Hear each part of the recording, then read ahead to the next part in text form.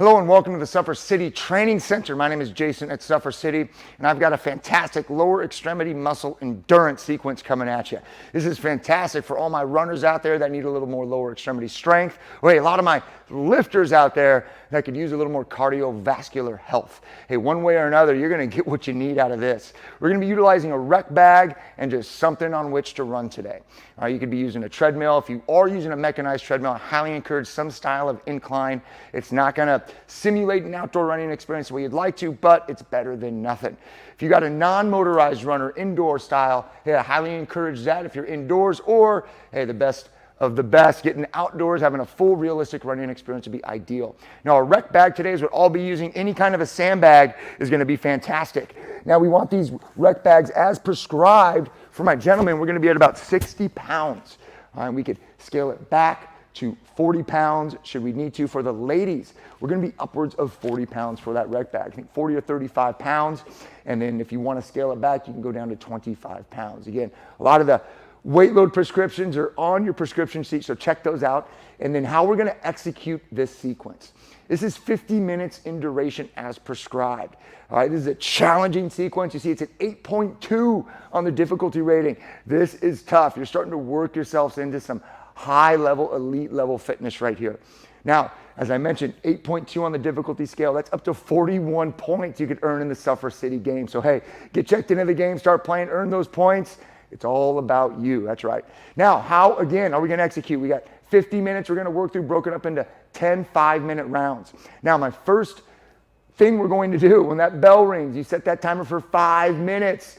First thing you're gonna do is take 50 meters of your walking lunge. Notice I've got my rec bag mounted on the back, right over the shoulders here. Now I wanna secure this thing into the body. Now it's one thing to just try to move this rec bag as you're moving yourself. The best thing to do is to secure it to the body and make this bag an extension of the body. So let's say that bell rings. I'm gonna get my full range of motion reps here. Notice that back knees touching through the ground. I wanna stay nice and upright through every single walking lunge. You're gonna go either an out and back, 25 meters out, 25 meters back, or maybe just do the full 50 and then go running for the rest of those 5 minutes. Now, as soon as you finish those 50 meters on the walking lunge, you gotta get into your run, all right? If you feel like the legs need to recover, let them recover on the move, all right? You'll notice a lot of that lactic acid and those fatigue molecules in the legs starting to wear out after about 30 or so seconds of running. Start to kick up that speed, push and pace. You're trying to capture as much distance as possible for the remainder of each 5-minute round. You're gonna go through that for 10 rounds. Yes, that means you get about a half a kilometer of walking lunges in, and whatever distance you're able to capture on your runs, well, that's up to you. So you can see here how simple on paper this training sequence is.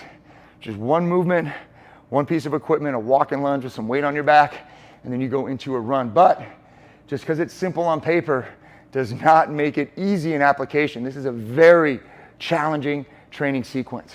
Those 50-meter lunges with weight, or even without weight, they're gonna prove challenging for anybody and everybody, no matter your athletic or fitness level.